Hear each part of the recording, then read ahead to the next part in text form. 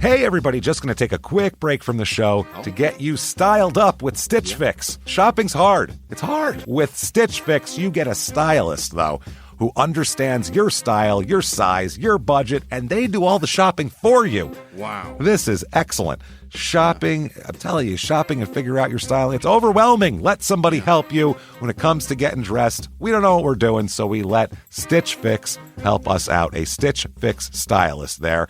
They know what works on us. We get the prices that make us look really good, and it feels good. You get some confidence boost walking around knowing that you're looking decent here. Oh, yeah. Yeah, we just give the stylist our sizes, style, budget preferences. We order boxes when we want, how we want, no subscription or any of that required. And they send called Just For Me pieces as well. Like, maybe you'd like this, and it's awesome. Outfit recommendations, styling tips. You keep what you love, you send back the rest. It's super easy. Yep. You can do it, and we are doing it because it's excellent. Personal styling for everyone. Get started today at stitchfix.com/STM. That's stitchfix.com/STM. Now back to the show. Hey everybody, just going to take a quick break from the show to tell you a little bit more about Rocket Money. It's the start of a new year. It's the perfect time to get organized, set your goals, prioritize what matters most. And for me, top priority is getting myself together here. Financial wellness, doing that, which that feels important, you know? Just feels like adult stuff that you have to do. And thanks to Rocket Money, my goals feel achievable now. They show me all my subscriptions in one place, help me easily cancel ones I forgot that I've been paying for, which happened to me.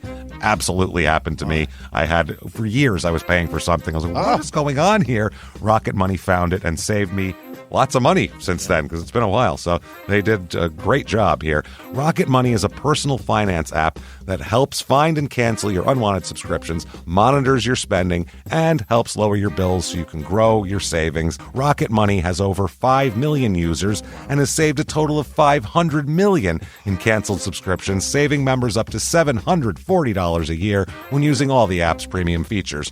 Cancel your unwanted subscriptions and reach your financial goals faster with Rocket Money. Go to rocketmoney.com/smalltownmurder today. That's rocketmoney.com/smalltownmurder. rocketmoney.com/smalltownmurder. Now back to the show. Hi, I'm Ashley Flowers, and if you're like me and grew up watching America's Most Wanted and reading Nancy Drew, then hi, you're a crime junkie. And I bet that passion for solving mysteries never went away, which is why we've assembled a team of reporters to dig deep into all the cases we still obsess over. Each Monday, my best friend Britt and I will bring you a case that you won't be able to stop thinking and talking about. So join us by listening to Crime Junkie wherever you listen to podcasts.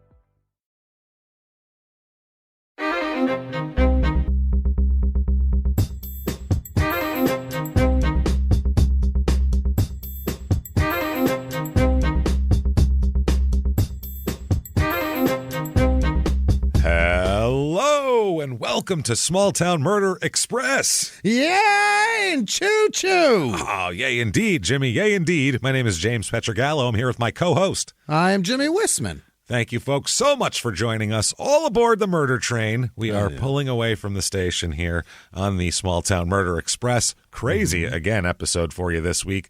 Last week, we had an episode in Canada, so today we're giving you the most American episode humanly possible. That's what we're going to do. This is as Stabbed with a hot dog on the 4th of July. This is as America as you get right here, buddy. Let me tell you, there's a Trans Am involved. It's so American. It's so American, you don't even know. So before we get to that, very quickly, I want to thank everybody for all they do for us. Head over to shutupandgivememurder.com right now. Yeah. First of all, merchandise there, anything you could possibly want, from bath mats to coffee cups, we got it on there.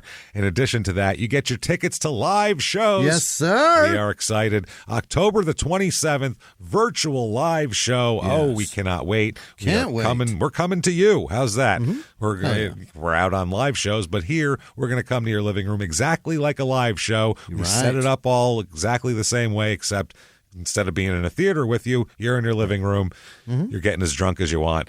Do that. So October the 27th, it's available for 7 days after that. The Halloween Spectacular. It'll be good and creepy. We may or may not be wearing costumes. Do that, like we said, a week afterwards. That is shutupandgivememurder.com or go to moment.co/smalltownmurder. Either place you can get the tickets there.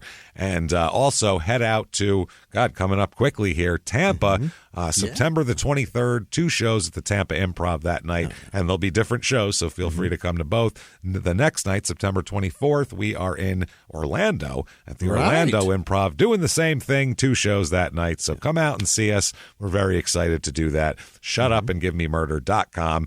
Quickly, Patreon this week is so good. Oh, my goodness. Patreon.com/crime and sports is where you get all the bonus stuff. Anybody $5 or above, you're going to get access to everything we put out bonus-wise. There's like 100-something back episodes. You can binge on that. And you're going to get new episodes, 2 of them, every other week. 1 Crime and Sports and 1 Small Town Murder, and you're going to get it all. So this week for Crime and Sports, we're going to continue and close it out with Sex Scandals Part 3. Finish the Duke list and get on to a couple other very weird ones, some strange poetry and some very strange stuff. And then for Small Town Murder, we're going to do something really cool. We're going to talk about where's the Venn diagram crossover happen between certain guys in the mafia and serial killers. Yeah. Because we found if you read a lot about the mafia, you go, some of these people are just serial killers who happen to fall into the right business to where this is positive for them. You know what I mean? This is like good for business. It's very strange. We're going to talk about that, some very gross stuff. That is patreon.com/crime and sports is where you get that. So that said, let's get to it, Jimmy. All right. A lot of show here. I think it's time to sit back, clear the lungs, wherever you are, hopefully in a semi-private place at least, maybe not somewhere too public, maybe not public transportation, that sort of thing. But sit back, clear the lungs, everybody, and shout, Shut up and give me murder. All Let's right. do this, Jimmy. Let's go on a trip. We shall. Get on with it. Let's do it. We are going all the way to Arkansas. Oh, yeah, Arkansas. Last time we were there was the Bad Company episode, if we remember correctly. We're going to Ashdown, Arkansas. Ashdown. Ashdown. Exactly what it is. Ashdown, Arkansas. And this place is in the severe southwestern corner of Arkansas. Its own little kind of little squared off panhandle here. What's over there? Not much. It's right near the Oklahoma-Texas borders. Both of them are right there. Is it that far west? Oh, yeah. This is Texarkana right here. This is what this is. It is the middle of this particular area is kind of the middle of nowhere. It's the Ashdown is kind of the nearest town that you can talk about, but this actually happened in Crossroads, and there are several towns in Arkansas named Crossroads, so that couldn't be it. Then there's one called Winthrop, which is right near there, but that is also, there's like 80 people there, so there's like any information on it. There's nothing, So Ashdown's like, 2 miles this way, but it's what we're going to talk about here. Population of Ashdown, 4,359, so a few more people here. There you go. That's where the people live. Median income, $27,906 is the household income here. That's household. So 53% of the people here make $30,000 a year or less. That's tough. Well, the median home cost here is only $80,100, so that's how you do it. That helps a little bit, I guess. Little bit of history here. This is funny. This is basically a town made on spite, which is pretty fun. I love when there's a whole town that's just to spite somebody else. So there's a small farming community at first. Ashdown was initially known as Turkey Flats. Very attractive Turkey Flats, and later it became Keller, and then it was renamed by a judge named Judge Lawrence Alexander Byrne. He made it Ashdown after, I guess, the Keller mill had burned down to ashes, so he called it Ashdown. Holy shit! Because I guess they were some sort of rivalry there, so he was making fun of him. So. Dark. Byrne vowed to rebuild and found a town named Ashdown. So he said, I'm going to rebuild the town myself and call it Ashdown because your shit burned down. It's very weird. So the railroad came in 1895, and that made everything, a little more poppin'. After World War II, they came in and this more kind of industry came in. Before that, it was just freight going on the river and shit like that. But here instead, they had the two rivers brought manufacturing plants. There was a Coca-Cola bottling plant here and a box factory. Okay, and because Coca-Cola needs boxes. And an ice plant to keep it cool. Because Coca-Cola needs ice. A pallet plant. Oh, So what if about the cops? You ever wonder where pallets come from? Like people just Oftentimes see them I do. everywhere, and you go, "Who the hell makes these things?" They seem to be. Somebody does, They yeah. seem to be free. You can just find them laying everywhere. That no one. Where there's a place here where they're pumping them out, going, "Man, someday this is going to be in an alley, leaned up against a dumpster. Just someday that's where it's going to end up." One day, some crafty bitch is going to make a pottery thing out of this. And a coffee table. And there's some. Out of this. It's going to be awesome. Not for like 30 years, but... Right. Some crafty fuck's going to hang their plants on the wall with it. No shit. Reviews of this town, there seems to be kind of one or the other. We'll give you 4 stars here. Everyone knows everyone. They all go above and beyond to help anyone in need. This is all exclamation points, by the way. You can find something to eat, whether you want a normal chain branches, Sonic, Burger King, McDonald's, or Subway, but they also have some food of their own, exclamation point. Medrano's and Jerry's are locally owned businesses, exclamation point. So that seems all friendly, and then somebody else has a different take on it. They give it 1 star, and it's, quote, the police will follow. The police will follow you if you are black, is what this one is. They follow me behind me on the road for a long time, and they follow my wife. I walk in Burger King, and an officer stares me down. I want to be here. I don't want to be here long. I heard black people come up missing in this town. Oh my God! So the very different views is what I'm getting at. That's night and day. That's. I don't know where the truth lies. It could be both. I don't know. I was going to say Jerry and the Medranos robbed my family, but this is way worse. That's a lot worse. Yeah, I'm not sure. Never been there, but wow, that doesn't sound good. Things to do here quickly. The Hoot Fest, which takes place at Dee's Barn and Venue, is what it's called. And venue. And venue. It's a barn, but you can also use it. The Moss Brothers Band will be there. I've heard of a bar and grill. I've never heard of a barn and grill. Barn and venue. It's a barn and grill. It's a different thing. The Moss Brothers Band will be there. They're billed as one of Texarkana's longest-running event bands. That's not positive. That's not great. That doesn't mean anything. It means they've never gotten out of here. That's not good. I know a lot of guys that have been doing comedy a long time that you've never heard of. Exactly. That's what they're the Moss Brothers, probably. Yeah. Then there's the Whistle Stop Festival.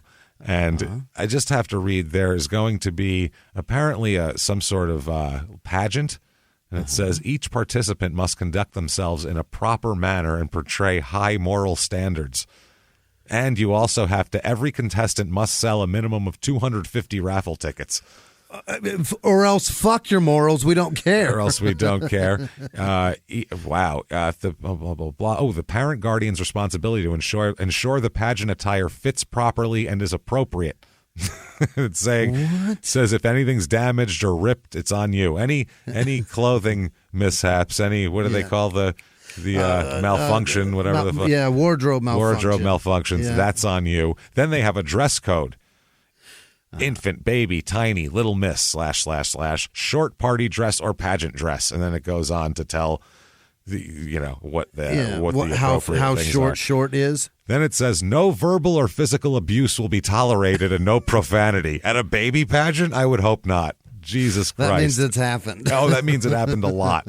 Yeah. So that said, we know the type of spirit around here where people fight at a baby pageant. Let's talk about a murder, shall we? All right. We set that up right. Now, we need to go back in time to 1980 for this bad boy, okay? Yeah. January 11th, 1980. We have, let's talk about a young man first, okay? He's 17 years old. Yeah. Just a young man taken in. Oh, he grew up in the 70s. It's just barely the 80s. So to him, it's still the 70s. Oh, it's the 70s. The 70s, by the way, decades bleed into each other. Things don't automatically change at the on New Year. So if you look at anything, watch TV shows from year to year, the 70s lasted till about 84. Yeah. 83. 83 was like the last year of the 70s, and the 80s lasted till like 92-ish also. Yeah. And the 90s lasted post 9/11. Like 9/11 was when we, because if you look at the footage of that shit, people dressed like assholes. Yeah, but people dressed stupid, and hairstyles were stupid because it was still the 90s. It was still the 90s. Yeah, you're right. That's true. They bleed everything from then on. Everything from 9/11 on, it looks exactly the same. It just does. Everything looks the same. Yeah. The jeans are just a little bit tighter and a little bit looser. Over. You can tell what era it is by that day how changed close. A lot. Yeah, you can tell what era it is by how much a chick had to shave to wear jeans. That's it. That's all it is. Oh, they're down there. That means it's 2005. Okay. So anyway, January 11th, 1980. So it just turned 1980 here. Brand new. We have a 17-year-old kid just loving Texarkana. Thriving. Here. Yeah. His name is Herschel Glenn Murray.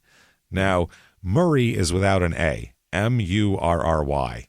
I've never seen that in my life. It's so strange. And I checked. And it makes sense. 3 different court documents. That's how it's spelled. So it's got to be right. Unless Arkansas is terrible with they're not good at spelling. I'm not sure. Or that's just the way it's supposed to be. Maybe. He goes by Glenn, though, because it's easier than Herschel. And in Texarkana, just Glenn is a better, yo, Glenn. Sounds more than Herschel. Herschel sounds more like, what the hell kind of name is Herschel? I feel like you're going to get a couple of those there. So now Murray's 17. He lives, it's just him and his mom living in a trailer here in Crossroads, which is outside of Ashdown, which is in the middle of fucking nowhere, essentially. 80 people live there. 80 people, and it's close to the Oklahoma border. Okay. It's more toward the border here, okay? Very near the Oklahoma state line, as a matter of fact. His mom's name is Nedra, Nedra, Nedra Sharp, and she's been married twice before. She's twice married and divorced, and is now single. Just her and her teenage son living in a single wide, and near the Oklahoma border. What a dream! It's a dream, really. It's a dream. This is how fairy tales start. Yeah, it really is. Something. Once upon a time, in a beautiful trailer on a dusty plain. The situation's certainly making somebody cry. But you got to hope maybe there's a happy ending. You know what I mean? Maybe this will all come about. But they're doing fine for themselves, though. They're not they're not shit bucket type people like we talked about before. They're not like they're not like that at all. They're both workers. Bills are paid. Things are happening. Absolutely, yeah. That's just kind of where they're from. So she works as a licensed practical nurse in a nursing home in Ashdown. Oh, so that's what she does. Yeah. So I mean, she's working. That's a hard job. It's hard work. And she's doing better than a lot of people. She's got a steady job. In that profession, the next step up, I think, is RN. I have no idea, but listeners will tell us because we have quite a few people they certainly in this will. field. I'm looking forward to the inboxes. They're going to definitely tell us all about it, but we're not sure. Either way, good for her. LPN's She's doing a good something. job. Yeah. And he, on the other hand, Glenn, he had finished the 11th grade in high school.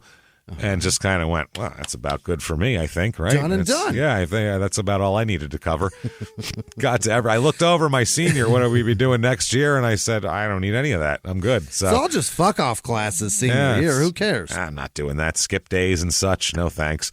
So, but he drops out of school, but immediately gets a job working as a welder for a guy with a company. He knows how to weld, and this guy takes him under his wing, and so he becomes a welder. So, I mean, at 17, this guy's, an 8-10 hour a day welder in Texarkana. I mean, this is out there and build some gates, my friend. Jesus Christ.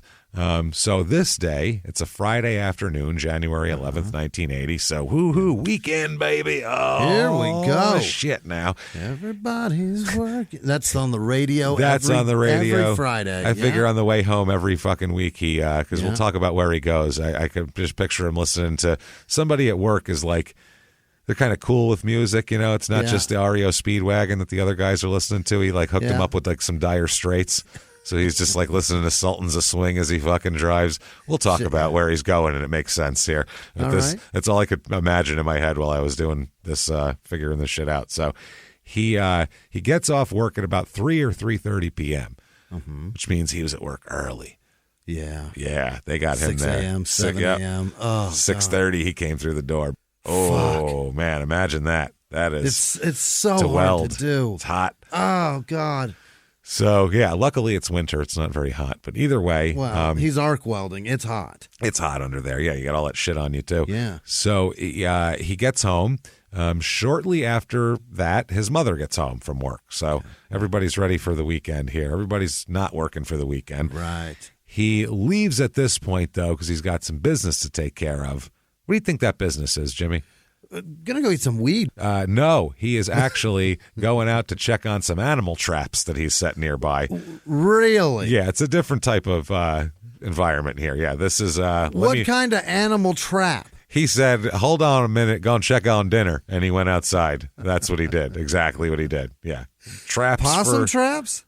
Possum, groundhog, as we found from another episode, is apparently a local delicacy in the Appalachian region. So, I mean, this isn't the Appalachian region, but it could have spread here. We don't know. Do we know what traps he set, or just animal he just traps? set some animal traps. I figure a bunch of them. You know what I mean? Just he's got all sorts of different traps. Got some cats, all kinds of all sorts of shit. Yeah, I'm sure he's catching everything in there. Who knows? Yeah. Oh, we got another one of the neighbor's cats. God damn it! I told these fucking people keep their cats inside. I'm trying to catch me a groundhog for breakfast tomorrow. So he then said he leaves after that to go to Foreman, which is another little town right by here, which there's no fucking buddy there. Another place. There he goes to wash his pickup truck. I guess they got a wash and dirty, babe. Yeah. Self-wash place. Yeah. And he goes there and washes his truck, and then he returns home after that. Okay. So he's back home. He's ready to go. He said when he got home, or when he left, his mother was eating. So he said that's what he remembered. So when he gets home, he expects his mother to be, settling in. She had been... Or asleep. Or asleep, but she had been specifically eating fish sticks, he said he remembered. Oh. She was down in some fish sticks before he left, which made me... I love fish sticks. They're great. Do you? I love them. They're wonderful. Do you? Yeah, they're terrible and awesome. I just love them. Yeah, they're so fucking good. I could eat a million fish sticks. I could eat as many fish sticks as you put before me. They're like pizza rolls. I can't do it. Oh, they're great. I love them. I can't do it. Crispy. Are they crispy? If you make them crispy, yeah. I suppose. Yeah, don't make them. If people put them in the microwave, then that's a pile of garbage. Geez, yeah, a microwaved fish is no. That sounds so gross. They're good in the oven if you do them right. You got to flip them at the right time and do all that. But if you make them in the air fryer, beer battered or most of the time they're like the breadcrumb batter, shit? Which I'd rather have a beer batter, obviously here. Beer batter, I'll eat anything fried. I don't give a fuck what it is. Like you can get like the frozen pieces of fish that have the beer batter. There's probably a brand with a beer batter fish stick. I'm sure. Check Gorton's. I'm not sure, but either way, something. But either way, I love a fish stick. They're wonderful trash food, and I love them so much, and I'll eat them forever. I don't care. They're so good. It makes sense, but I just can't do it. There's something about frozen fish scares the motherfuck out of me. There's a lot of frozen fish. I don't eat frozen fish. Then you don't eat fish in Arizona because all the fish you eat's frozen. No, none of that shit's frozen. What fresh fish are you getting in Arizona? From the fucking meat counter. That's frozen. No, it's all fresh. Fresh, never frozen. Check on that specifically because it's supposed to be fresh, never frozen. Most of that shit's frozen, though. They say flown in daily. Fresh, never frozen. That's what they say. I don't believe them in Arizona. I don't believe you. I feel like it's they're going to fly. And it's 110 outside. Dude, listen, there's no reason that I should question a frozen fish. I shouldn't. Fine. No, but I question it every time. Better to not. It's not frozen, but it's also fine if it's frozen. I should probably frozen.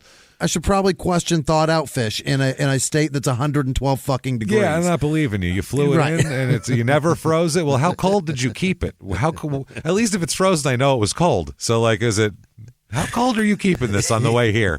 That's what I'm wondering. Yeah. I like the mahi. I like that a lot. Good shit. So here we go. She's eating fish sticks. He said he didn't eat anything. He did say, though, that he mentioned that his mom was going to, later on, he'll say his mom was going to meet an old friend that evening, a guy from Shreveport. He doesn't know his whole name, but he thinks his name is Lane. Thinks that he heard his mom say Lane. Louisiana? Yeah, in Shreveport. Yeah, it's not that far of a drive. He's down in the corner. Okay. He's right close to that border. Oh, yeah. Pretty Louisiana close. borders Texas. You're right. It's all right there. So he said, though, he returned from washing his truck. He takes a shower. He changes his clothes. Yeah. All right. He's getting ready for the night out now. He checked his traps. Now he's, which is funny because that's a great. I'm going to get hillbilly gussied. That's a pimp term. He was like, I'm just checking my traps, and then he's going to get gussied. My hoe traps. Yeah. So he's doing all of that. He gets all gussied up for the night here. Going to step out to get to some boot scooting. And setting a new trap. Well, wait till you see what he's doing, too. He's borrowing Mom's Trans Am. Yeah. Because, I got to get in Mom's Trans Am if I'm going out for the night. The ladies don't want to get in my truck. They want to get in the Trans Am. Even though it's clean, it's fine. They love it. So and where is he headed for? Betty's place. I was gonna say it's named after somebody. Betty's place is where he's going. It's Ted's or George's or whatever, but yeah. It's in Oklahoma, Betty's place. Oh. It's across the border, and it's a local establishment, as it's described in a court document. Quote, a local establishment that sold beer and is frequented by young people. So those are two things that, What it is it's the Dazed and Confused pool hall. Yep. That's what it is, where there's they sell beer, but there's also kids there drinking beer, and there's probably a band. That's why I got the Sultans of Swing thing. He's going to rock it out. This thing stinky. Yeah. Herschel doesn't care if he doesn't make the scene. That's the lyric. He's got a welding job. He's doing all right. It's not bad. He's doing it. So he's going there. He's going to Betty's to drink some beer and play some pool, and that's what he does. Him and his buddy play some pool. He says he went to his friend's house a little, later on, and he didn't return to the trailer until 4 in the morning. He was out partying. Wow. 17. Big night. I mean, but he's living the life of like a single 30, like a divorced 30-year-old man is what he's doing. He went to the pool hall after welding all day. Yeah. Checked his Single animal and traps. 27. Yeah, just doing fine, liking his life here. So he said, though, when he returned to the trailer, things weren't the way they should be. He said he walked in. He said the lights were on. The TV was on. And he looked around. That's the first thing he noticed. Why is the TV on? Mom isn't up at this late hour. And then he notices something even worse than the TV being on. I mean, the electric bill's one thing, but there is blood everywhere. Oh, no. All over the place, just covering the walls and everything. And searched all around once he saw the blood. He's, Mom's not here. She's missing. What? Gone. So he said, holy shit. He ran down the road about a mile away, got in his car, and the Trans Am peeled out, dust clouds behind him. He woke up. There's a relative of his that lives about a mile away. And went over to his house and said, Uncle Herb, come on, get in the Trans Am, let's go. He came out in his fishtail back to the house. He came out in his boxer shorts, and they fucking peeled out back there. They go back to the trailer, and and this guy said, "Well, let's call the sheriff. I don't know why you came and got me." So he calls the sheriff, and the relative does here. Deputy gets to the trailer at 4:09 a.m. He was just out cruising, and he just did a general poke around, just disturb the crime scene, fuck up the forensic evidence, just a general, see like a murder weapon, pick it up with both hands, look at it, put it back down, things of that nature, just completely taste some things, just contaminate, put his finger in the blood, put it up, it's blood, lick it, it's human blood. Yeah, we know that. It's everywhere. We figured it was blood. We guessed, yeah. We didn't figure a possum exploded in here, so it's probably blood. It's not. So, she wasn't dipping those fish sticks in ketchup. 1980, rural Arkansas, the guy who's got the 4:00 in the morning shift just driving around. How well do you think his blood everywhere investigation skills are?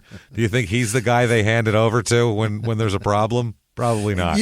You should probably give that position to the most trustworthy, because he's going to need to do some shit at some point. Well, his job is to go get the call, go over there, say there's blood all over your house. Yeah, this way. Open the door, look, and go, holy shit, there's a lot of blood. And then go, we got to call people to come over, and nobody go in this house. And then he puts a thing off. And that's his job. Secure this shit. Don't let anybody touch it. Hire the guy that you want. He went a poking around, is what it is.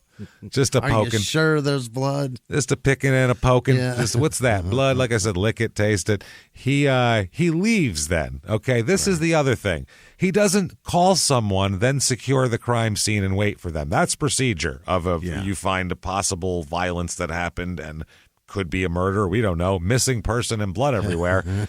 Seems like a good place to start an investigation is where all the blood is. So I'll get my notebook. His job, from all I have gleaned from everything I've ever read, is his job would be that. Secure the crime scene, keep the relative and Glenn out of the fucking house. Yep. Out of the trailer and secure it off, which is not hard with a trailer. It's a tin box. Seems There's not easy. a lot of entrances, so you can do it.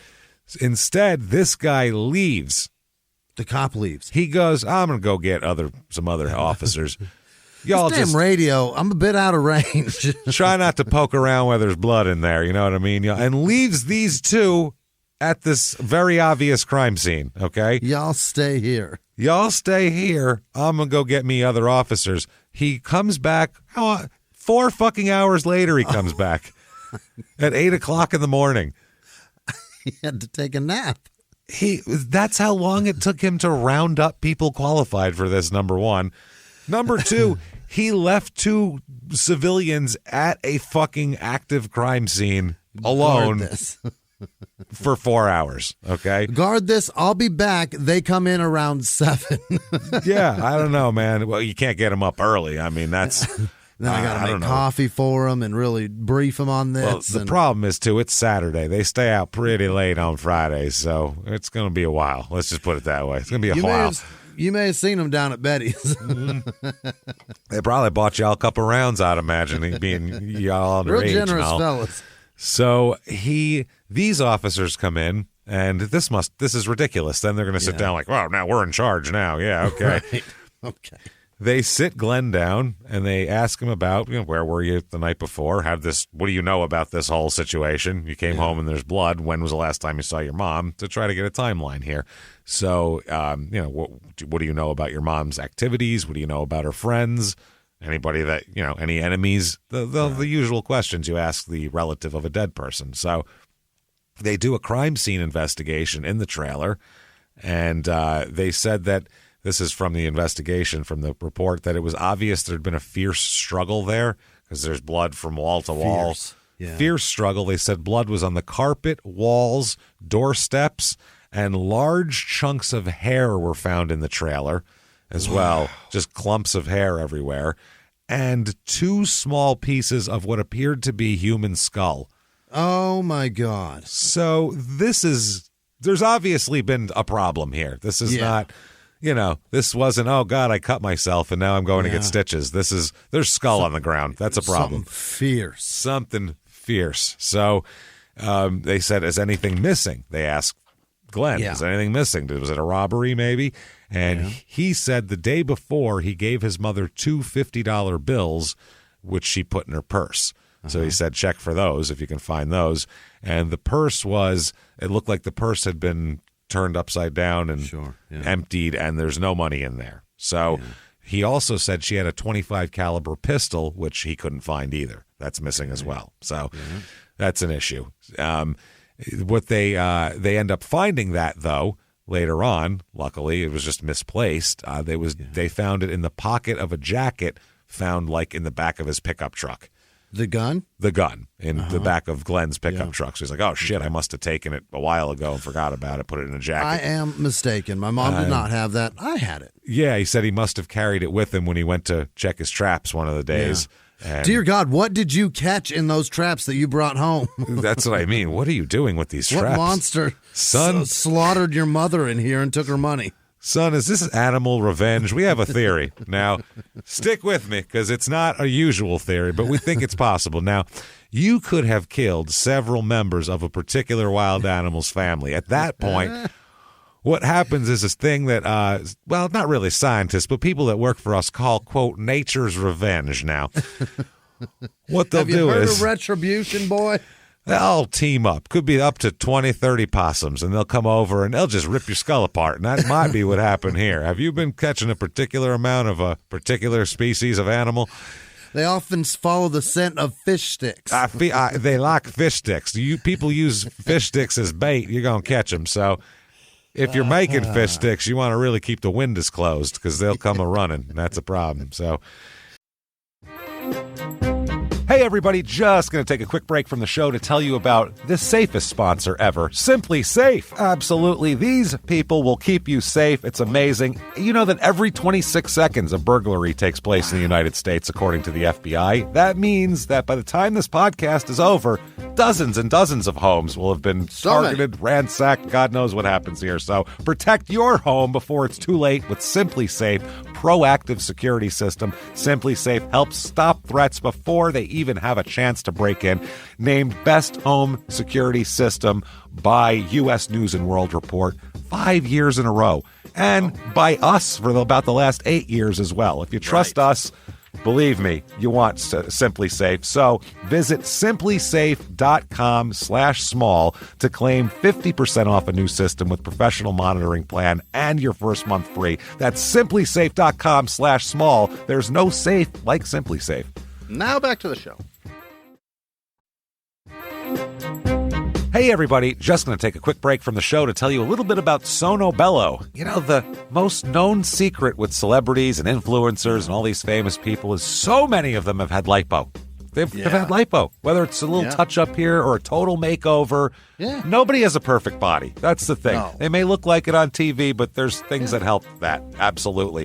Lipo now has changed, and Sono Bello's been at the forefront with using LAL technology and getting those beautiful and natural outcomes for each person. Looking real natural. Our friends at Sono Bello are offering their best deal. You're now included in their winter savings event, but appointments are limited, so please get on this. Sono Bello doctors are masters in micro-laser fat removal, a brilliant technique that removes stubborn fat permanently. Wherever your problem areas are, tummy, love handles, thighs, arms, it's gone in one comfortable visit. Eating healthy and workouts are great. Keep doing that, but if you want to lose that stubborn fat in one visit, check out Sono Bello. Save big during their winter savings event. Schedule your free consultation now at sonobello.com/smalltownmurder. That's SONOBELLO.com/smalltownmurder.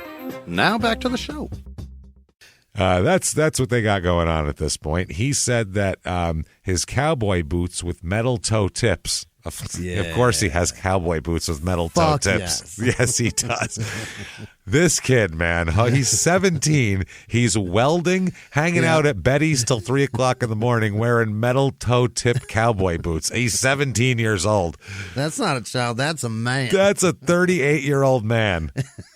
Who now he's not even divorced. He never got married because ain't no woman hold me down. I'm a Freebird. That's what he says. He's got Freebird on the back fucking tailgate of his pickup truck like an a stenciled airbrush thing. Freebird. James, it is airbrushed on the front of those boots. One boot free. One bird. On the back of the boots, on the heels. Free bird.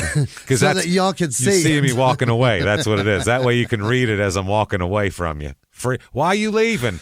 Look at he just points down to his boots and keeps walking. Freebird, baby. He's a Freebird. He can't help it. It's just a free bird. That's a great knuckle tat. Yeah, free bird. There's probably lots of people that have that. You think they have it? I've never in America, seen it. Yes. In the United States of America, I would say, I'm going to say as many as 15 to 20,000 people have a Freebird tattoo across. Upwards of 4 to 8% of the country of the population of Florida, at least the male population, has a Freebird or they have it written like Tupac's Thug style across their stomach. One or the other. Oh my God, it's so popular. I'm telling you, there's maybe more than 20,000 people. As soon as you said it, I was like, that's probably hugely popular. Just Google it and Google image it. It's fucking everywhere. Everywhere. I guarantee you, yeah. Probably over their eye. Freebird went over their eyes everywhere. I'm telling you, man. Freebird and songbird. That's a whole culture. Freebird is a whole subculture. Jeez. Oh, my God. Somebody did it with a Y. Yeah. I can't look at it anymore. It's making my stomach sick. He's a free bird, babe. That's how it goes. Frozen I'm a free bird. fish. Frozen fish. Yuck. Yeah, frozen fish is fine, though. It is, I'm telling you. Fresh is better, but frozen is good. Anyway, he He said that he wore those home from work that day because that's what he wears to work, obviously. Sure he does. And that, but they were gone. They stole my boots. They stole my metal tips? How am I supposed to go boot scooting with no boots? So they stole that and all the clothes that he wore. The clothes that he wore home from work that day were missing as well. Yeah. When I go murdering, I steal dirty laundry, what too. the fuck? Yeah. Oh, people go, look at this. I got some boots and, a dirty pair of jeans with burn marks in them from sparks flying everywhere. Perfect. I can't wait to have these. And also some, night clothes, like pajamas. Really? They done stole my PJs. This is what the fuck is happening? Those had a glow-in-the-dark Slimer on the chest. Oh, man. They were the Spider-Man feeties. It looked just like Spider-Man. It was amazing. You got to hold them up to the light and charge them up. But then when the lights go out, you see Spider-Man's face. You see it. I had Spider-Man pajamas like that when I was the glow-in-the-darks? Fuck 5. Yeah. I don't think they were glow-in-the-darks. No, they were just the ones where they were like a Spider-Man uniform. Yeah. But then I got really excited and tore it off like Hulk Hogan because I thought that was cool.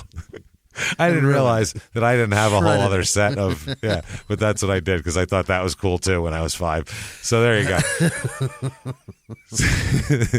Mixing fantasies. While I was eating fish sticks, all this happened, I'm sure. Probably. Someone was stuffing fish sticks into my face, saying, no, these are good. It's fine frozen. So he said that's missing. His PJs are missing. His work clothes are missing. Oh, no. My boot scooting boots are missing. It's all missing. So who could it be that did this terrible thing? Where? The CEO of Goodwill trying to stock the shelves? Who left skull behind? You will donate to Goodwill or leave behind parts of your brain. Holy shit. So he said, that's when he said, well, I heard there's a guy named Lane. That I told you about. She said she's talking to him in Shreveport. Right. I don't know what's going on. So they found her telephone book, her little black book here of Nedra, and they found a man named Lane in there. And he had a Shreveport exchange. So they're like, there we go. Maybe it's this guy. Lane Barmore, Barmore, Barmore, more bars, perfect. Barmore. He needs to go to the bar more, Lane. He wasn't a regular, they weren't steady. They weren't going steady. As a matter of fact, he was married, but they did date him and Nedra. But he was a married man also. So he was none too thrilled to be getting a call at home from the police saying, hey, going to ask you about your one of your girlfriends is missing. And he's got to pretend with his wife like it's someone from work. Like, tomorrow, 3, I don't know if I can do a double. Jesus, oh, man, I got wow. I'm with my wife, who I love so much, and I want to spend more time with her tomorrow, so I don't think I'll be able to make it. So the officers there then get in the car and go right to Shreveport, and they do an investigation of Lane. Mm-hmm. And Lane here, they search his vehicle, number one, because they're saying, well, if he came here, if he came there, he must have got rid of her. If he killed her in the trailer, he must have taken her in a vehicle, probably. And if she was bleeding in that trailer, she was bleeding in a car. Absolutely. So they searched the car. The car's clean, but then they pop the trunk, and there's blood in the trunk. Oh, no. And they're like, Lane? You Laney married boy, son of a bitch, cheating on your wife. What is this blood? What is this blood? But that tests out to be animal blood. Of course it does. They find there's a shitload of blood too. They're like, high-fiving, done, case closed. Case closed. Arkansas and Louisiana cops are high-fiving each other. We did it, get them off the streets, and then they did testing. Coffee time, boys. And they were like, oh, it's like a fucking deer blood or raccoon blood or some shit. He was checking his traps is all. I feel like in this area of the country, most people's trunks are full of blood. So just finding blood in their trunk is not a red flag at all. Doesn't mean anything. You got to check it they for were human. making coats. Yeah. Check all the blood. Make sure it's all animal. And they found out too that he actually had an alibi that checks out in the end. Of course. So while they're testing it, they find out kind of all at once that, oh no, his alibi checks out, and that's not people blood back there. So, also, sorry for blowing up your spot with your wife. Have a great day. Never mind. And then they send him home, and he goes straight from the police station to a divorce lawyer just in case, because he knows that he's in deep shit right now for a long time. So Let me get this Imagine straight, that, darling. James. You go get some strange, and then you're questioned for murder. In another state, mind you. In So you're another like, state. couldn't be farther, no connections. This is wonderful. I just Yeah. know her because she wiped my mom's ass in a nursing home. And instead, here come multiple state police forces, and they want to swab your trunk out for human blood and check your alibis. And then your wife has to provide you an alibi so they don't think you killed your girlfriend who you're banging on the side. That's a bad day right there. That's a bad day for everyone involved. And for the wife, that for the husband. is why you don't cheat on your spouse. That shit like that. So, I mean, he didn't kill her. He has nothing to do with Right, anything. And here he is. It could all come down. All he You did never was know.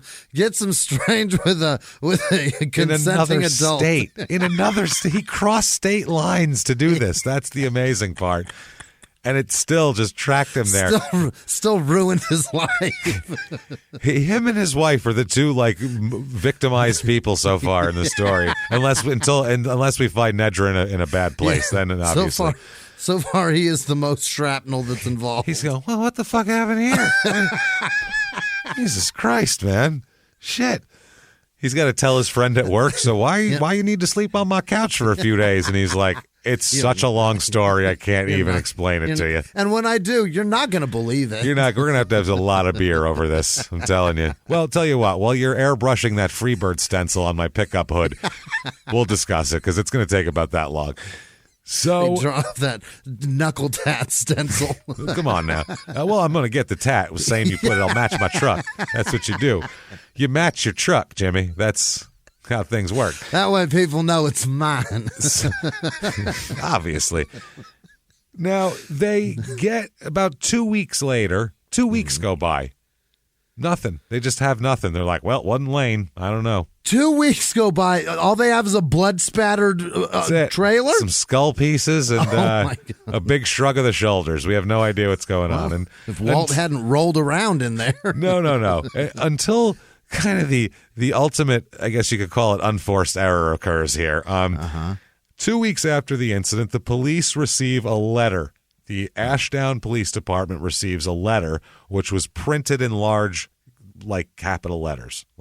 A child took a crayon and fucking held it in their hand Like a fist? like a knife that they're going to stab somebody with, and just went. Meh.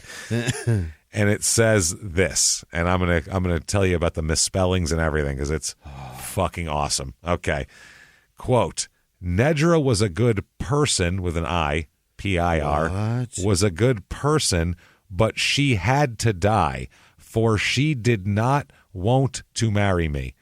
So apparently, to marry me, by the way, she won't marry me.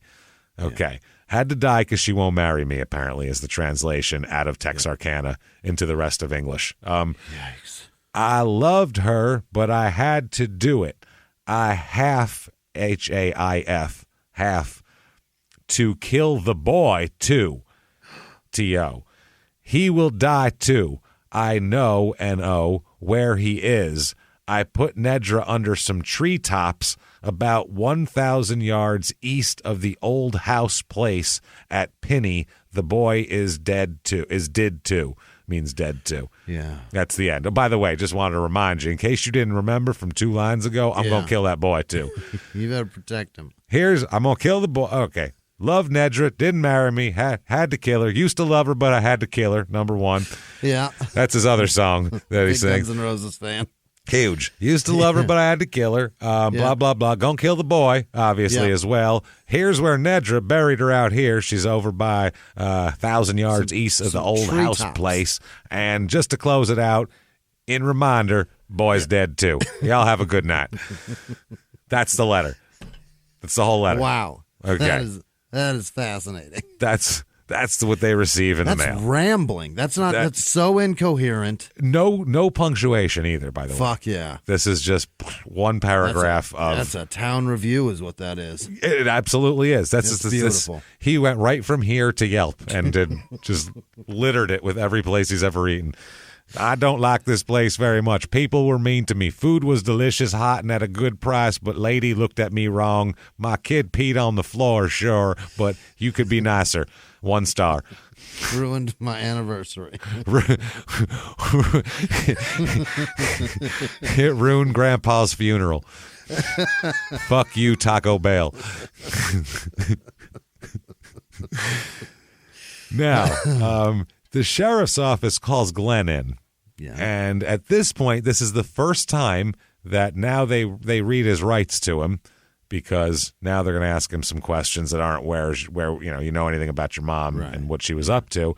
And they say, do us a favor, give us 10 samples of handwriting. So they make him do 10 handwriting samples, okay? 10 samples. Okay. 10 samples. And they had him write what the letter said. They had him write the same words. They didn't show him the letter.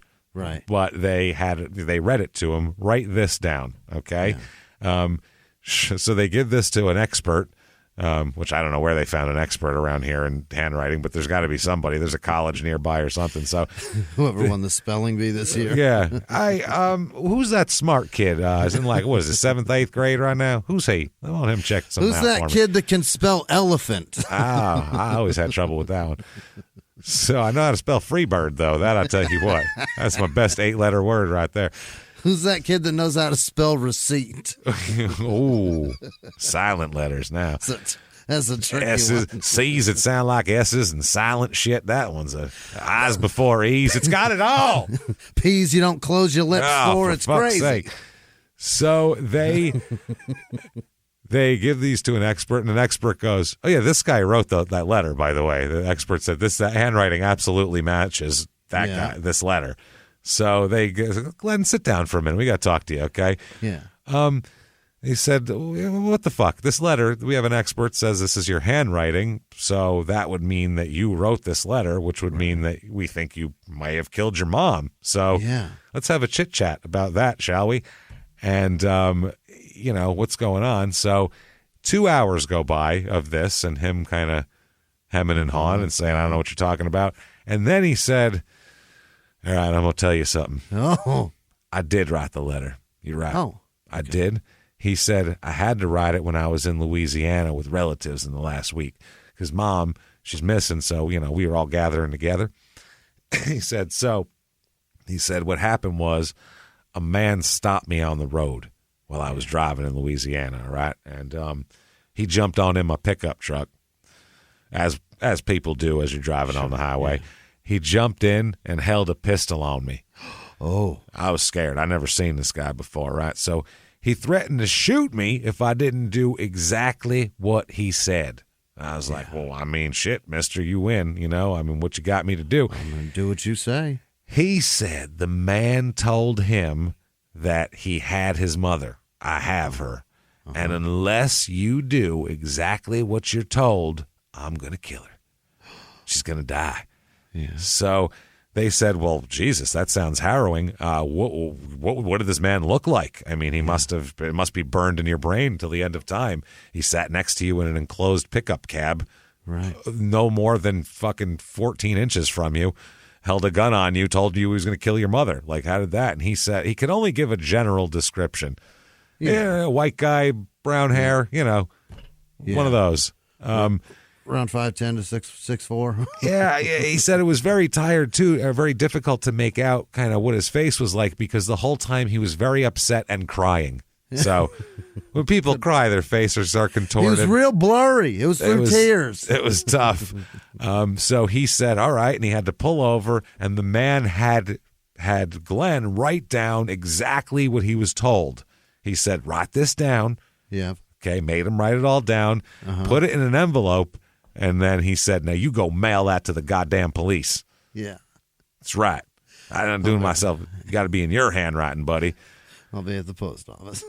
So Glenn said that he decided after that not to tell anyone about it. Okay. Because that's what you would do when your mom's missing and someone makes you write a ransom letter about her to the police. You go, well, shit, I don't want to tell nobody about that. Christ. Oh, say a word. Jesus, that could help the investigation. So that's what he did. So they said, come on. They said, Glenn, we think that you come on, bro. Like that's not a very believable story. And he said, Glenn, that's a bad one. I'm telling you, I was fucking cutting a rug, with a girl named Linda Lou. I don't know what was going on. And then I came over here, and here I am. I don't know, man. Brain and skull. Hell of a two-step cranking, and then this. And I got to write letters. I dropped out of school because I don't want to write. That's the whole point. And now you got me writing? This is ridiculous. So he's still denying, well, this is happening since, based on the letter, they search 1,000 yards east of the old house out there in Piney. They're like, fuck it, let's do that. So eventually, this is on January 31st. So 2 weeks 3 weeks, like 3 weeks total. They discover a shallow grave near the old Piney Cemetery. Oh. It's right by the cemetery. It was near near the old home place is what it's called, approximately 1.5 miles from their home, from Glenn and Nedra's home.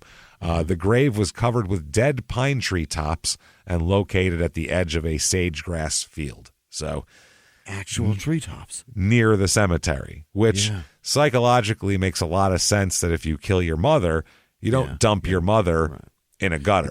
You put her in a final resting place. You put her near the cemetery, like as close as you could. You know what I mean? Like even if almost there. This is the best I could do. Yeah, that's what it is. Like, you're right. You're close. If they have a lot of bodies, they have to extend it eventually. That you'll be in the cemetery. But for now, to put you in there, I'd have to do paperwork and make phone calls. So this is I can't do that, obviously. Yeah. So I'm gonna put you out here. You'll be fine. So. That makes a lot of sense psychologically. That's why sometimes killers cover the things, because it's a guilt thing, and this would make sense if you killed your mother. So they think of that also, because you don't have to be a psychiatrist to. I thought of it. So it's genius. Yeah, 1 and 2 together. It's pretty easy here. So now the autopsy, what the hell happened to her? Yeah. They find that she's been killed by strangulation, numerous knife wounds as well. Oh, God, dear. And blows to her head. Oh, so they said it's really it's a potpourri, really, is what they said. It's a real hodgepodge of different reasons to die. The pieces of skull found in the trailer did come from her skull, because they matched the spots with the skull missing. Her voice box had been crushed in one of the blows. Jesus. And when she was strangled, and they said she was strangled by someone right-handed. This was manual strangulation. So no rope. Someone's right-handed. And her son is right-handed, which so is 90% of the population. So that's not a lot. At one point, she'd been, this is from the autopsy, impaled on the trailer floor by a large knife. Oh, like she fell onto a large knife. The knife, which matched the wounds and the cut in the floor too, they found a cut in the floor, was about 12 feet from the body when they found it. So it was still there.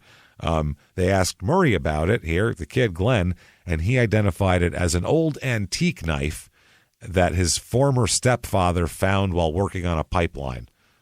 Oh. They were like, okay, terrific. Take well, what the fuck? Yeah, I guess so.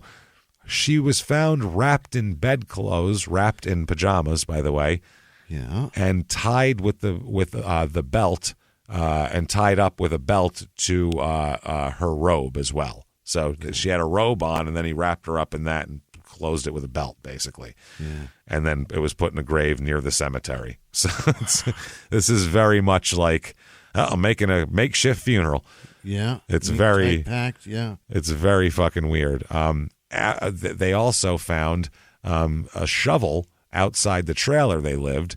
It was in a hole that was being dug to house a foundation for a CB radio antenna. As one does in 1980. Yeah, absolutely. Yeah. After they found Nedra's body, one of the officers had the shovel examined, and in a splintered part of the handle was found a thread, which was proven to be consistent with the fabric of the belt to her robe. Wow. So, it got snagged on there at some point. They dug that deep into that. Yeah. Unbelievable. No DNA, but that's pretty good. Yeah. They also found blood specks in the cab of his truck that were determined to be human blood as well. Okay. No DNA, but they match whatever general blood type. So other evidence here in the case is his what he said. He told them that he told different officers different things. He told at least 2 of the officers that he left the trailer at 4:30 or 5 to wash his truck, and his mother had prepared some fish sticks before he left. He said his mother ate, but he didn't. So that's important, because later on he'll say that he didn't remember her eating. So it's a weird thing. medical examiner does an autopsy, and the weather conditions, since the body's been there, were very cold. So she was in the ground, so she's very well preserved, actually. Mm-hmm. Well preserved enough that they're able to determine that she died within 30 minutes or an hour after she ate supper, where they found undigested fish in her stomach. Uh-oh. Fish sticks. And that way, and he was able to accurately just get a time of death that way. So in the first version he gave to police, if that was true, then he was at the trailer when she was killed, which would have been well before 8 p.m., which was about the time that he left the trailer that evening after trap checking, truck washing, showering, and all that. He was seen in town washing his truck by his friend Don Cleghorn. His friend said that he saw Glenn at the car wash between 6:30 and 7, or between 6:30 and 7:30. That's early. So he would have been, that's what I mean. Well, that's when he left to go to Betty's, was at 8. So 6:30 and 7:30, he would have to wash the truck, come home, take a shower, get dressed, and head out by 8. So he said, this is what his friend said, he saw what appeared to be tufts of hair in the back of his truck, the back of the pickup truck while he was washing it. Murray told him it was from a deer because he had killed a deer. That's what Glenn told his friend. Glenn said that he told his friend, he told him he killed a deer, and he was washing out his pickup truck because he didn't want to get caught by the game and fish people because he didn't have whatever the fuck. Tag. Yeah. So then later on he said he had not killed a deer that day, but he killed one several days before. So he switches that story up. And he said that he was at the car wash between 5:30 and 6. That's an entirely different time. Absolutely. Now, a relative of Murray, of Glenn here, who lives in the vicinity, another one, he said he saw Glenn as he drove by the trailer that night, this other guy's trailer, shortly between 6 p.m. and 6:20. So he was out on the road between 6 and 6:20 p.m. So he's out at that time. He saw Glenn pull out from behind the trailer in his pickup truck at that point and pull off. He said that Murray was going very slowly behind him for 75 to 100 yards. And he said this was weird because Glenn usually drives super fucking fast. And he was just hanging back. I can't have you see what's inside this truck. Yeah, so he just hung in the back there. This relative said he continued on down the road, and after he topped a hill, Glenn's vehicle didn't follow him. And between where they lived and the hill was the turnoff to the Piney Cemetery. So, shit. Yeah, this is all, we're creating a timeline of him and where he goes. So now this guy's name is John Oglesby, the relative. He said the next day when he learned what happened and the investigation for a missing person, he said he went down the road toward the cemetery himself. He go and do a little investigating. What is with these people investigating? Well, then again, the cops leave a crime scene open for 4 hours. Maybe you should do the investigating. He said he drove into a sage-grass field near the cemetery and saw that tracks had been left by a vehicle, which he got down like a detective and looked at the tire marks and said that they'd been left by a vehicle with large mud-grip tires, and it appeared that a short-gauge vehicle had made the circle in the dirt. So, it's got a little wheelbase. Exactly. So Glenn happens to have a 4-wheel-drive Chevy Love pickup truck, the LUV, the little one. The tiny wheelbase. Yep, which had extra large mud grip tires on it. He lifted a Love? Identical. This is very much. He lifted a Love. Absolutely. They showed that his mother's body Nedra's body was found not too far from the tracks on the vehicle, as it made the tracks in the vehicle were found not too far away from where the body was found, as it made a turn into the field. So June 1st, 1980. Okay. 6 months. 6 months have gone by almost. Glenn is just hanging out. He's in the trailer alone. He calls the cops and says, somebody came in and shot me. Oh. That guy from the letter, he must have found me. Had to be him, yeah. He said he was shot at several times. He had a bullet hole in the webbing of his left hand, and he had a bullet wound in his shoulder as well. Yeah. They said they did a full investigation of it, and they came to the conclusion that they were self-inflicted wounds. He shot himself. Not good. So they go, "You're under arrest, you fucking idiot." Yeah. They lock him up, $100,000 bond, so he's in there. He can't get out. he ends up going to trial. And at trial, he testifies. He denies that he told the officers that his mother had eaten early that evening when he came home. Yeah. He said she didn't eat until he left that evening, about 7:45 or 8, the second time. This was critical because the medical examiner said she died shortly after she ate, and he was already at Betty's by then. So how could he be the guy? That's his story. So, yeah, it's pretty fucking silly. His story is... It's tough. It's all circumstantial. There's no DNA back then, so it's all circumstantial. But but when the story you give lines up with the timeline of the murder, and then you change it to make the timeline not fit up, now it looks really. Now you look guilty as fuck, man. But are they prosecuting him if it's not for that letter? Maybe not. They're just going to be suspicious of him, but they have no real. That's the hook where they said. Yeah. Where they said, you wrote this letter, and he went, okay, there's a guy. Now you got him telling a silly story rather than just maybe it was 6:30 and not 6, which is a more manageable mistake that people could make, whereas I wrote the letter. So this is the most unforced error ever. He was just like bored probably or paranoid or whatever it was. I don't know. So the prosecution's case here, they don't have any motive either for this at all. That's the other thing. What's the fucking motive? Yeah, you're living a great life. You're 17. You got mom's Trans Am. You got a great job. And is she charging you rent? Other than he didn't want her there, rather than getting his own place, he's like, I'll just take this one and kill mom. What a crazy thought. He could have just got his own place. There's no eyewitnesses, obviously. He never confessed to the murder. So that's a tough one there. Sure. He said that when he was questioned about her, the man named Lane, she refused to tell him. He kept saying that she refused to tell me anything about Lane, so he's trying to blame Lane at the trial there. He also admitted that she had hit him before. She'd struck him, but he said he never struck her, and he said that she curses at him all the time, but he's never cursed at her. He's always very respectful of his mother, he says. God damn it. Okay. Well, you're 17. Yeah, you should be. That's what I mean. Right. He's like, I'm arc welding, damn it. I'll tell her, shut up, bitch, and give her the back of my hand, Freebird style. You know what I'm saying? Hop in her Trans Am, go on down to Betty's, do some boot scooting, and find me a little piece of sugar. You know what I'm saying? A little cute. A little songbird. A little songbird. So he said that basically he's been the head of the household in recent years. He's been taking on responsibility of doing things that his mother couldn't do. And he said that, it's tragic, but, I didn't do it. So that's all there is to it. So it goes to the jury, and they have to decide, who else could it possibly be? Right. Did he kill his mom?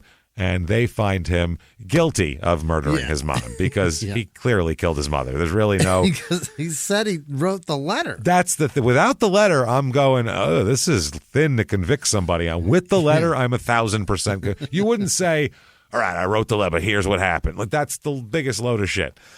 Yeah. If he went to the cops... Nobody held a gun to you while you cried. Well, they cried, not him. Yeah. He said the guy with the gun was crying, not him. God. Yeah, he was fine. He was steady hand writing this letter. He said the guy with the gun was like, "You gotta write this letter," like tears streaming down his face, which makes it even more ridiculous. Yeah. So it goes to the jury it goes to sentencing here, and let's see here. You, sir, you young man, may fuck off. Life in prison without parole. Oh, they got him good. Yeah. So he appeals, saying, first of all, I wasn't Mirandized till 2 weeks into this. They must have suspected me. And the cop said, you weren't a suspect. The response is that he wasn't a suspect. They never questioned him in a suspect way. All they questioned him about was his mother's movements, who she knows. Yeah. He was questioned as a helpful part of the investigation. It wasn't until the letter that he was a suspect, and once they cleared the Lane Barmore guy, then he became a suspect. Then they Mirandized him, and the court agrees on that one. And the other thing is, can you give a 17-year-old life without parole? I guess. The Supreme Court says sometimes, is basically what they say here about this. They have a whole thing about it where they say the imposition, he argues that the Supreme Court decision bars the imposition of life without parole sentences on juvenile offenders. So he says it's a direct violation of that. But that law is only applicable in Arkansas when a mandatory life sentence is imposed without the sentencers being able to take into account how children are different and how blah, blah, blah. So if Arkansas had a mandatory life without, that would be a challenge. But because the judge had a choice and chose to put him in jail for life without, that doesn't fall under this ruling. Okay. So you're perfectly fine. Keep on fucking off, they tell him. And I believe he's still in prison. He's 60 years old now. And he's 60 years old. He would never get out. His appeals failed. That was that. He never had another chance to do it. Yeah, I would say. So there you go. Throw it away. Ashdown, Arkansas. He had a life go. He could have just moved out, had some fun. I don't know what the hell he was thinking. Shit. What did his mom do? To burn the fish sticks? Like, what is going on? Is this a cookie issue like a couple weeks ago? He burned his whole life down. Ashdown, baby. To the ground. 17. Fucked it all up. So if you like that, tell the world about it. Get on whatever app you're listening on. Give us 5 stars. It helps the show out a lot. Also, make sure to follow us on social media at Murder Small on Twitter, at SmallTownPod on Facebook, at SmallTownMurder on Instagram. Head over to shutupandgivememurder.com. Get your tickets to live shows. Yes. Oh, my goodness. The Halloween Spectacular, October the 27th. It'll be available for a week after that as well. Get your tickets right now, shutupandgivememurder.com or moment.co/smalltownmurder. Get them there as well. Patreon. Also go to Tampa Improv. September the 23rd, 2 shows. Next night, Orlando Improv on the 24th of September, 2 shows as well there. Also, patreon.com/crime and sports, $5 or above. You get it all this week. 2 episodes, Sex Scandals Part 3. We're going to close it out. Duke Fuck List, Weird Poetry in Court. You name it, we're doing it. And then for Small Town Murders, we're going to find out, when does serial killing cross over into being in the mafia?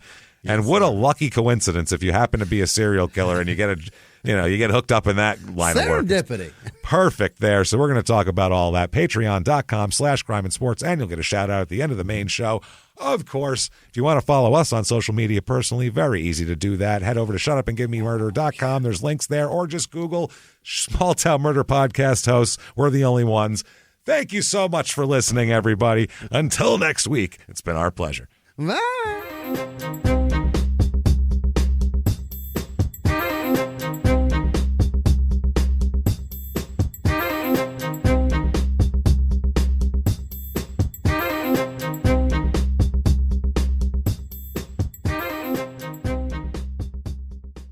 If you like Small Town Murder, you can listen early and ad-free now by joining Wondery Plus in the Wondery app or on Apple Podcasts. Prime members can listen early and ad-free on Amazon Music. Before you go, tell us about yourself by filling out a short survey at Wondery.com/survey. In the 1980s, a rosé swept the country. Hey, Mike, I really like this White Zinfandel. Well, good. Now put it down. We're going to try another one. White Zin became America's top-selling wine. But most don't know that this sweet drink has a sour history. What began in 1986 with counterfeit bottles, a big fraud, a multi-million-dollar fraud, sent investigators chasing one of the most powerful families in the business, the Licciardis. But the closer the feds got to them, the more dangerous things became. It's a story of deceit. At the time, I was paranoid. Threats. You touch my kids, I will kill you. And murder. With a .22 caliber bullet to the head. What started with a scheme to mislabel wine spilled into a blood-soaked battle for succession. Welcome to Bloodvines. You can binge listen to Bloodvines exclusively and ad-free on Wondery Plus. Join Wondery Plus in the Wondery app, Apple Podcasts, or Spotify.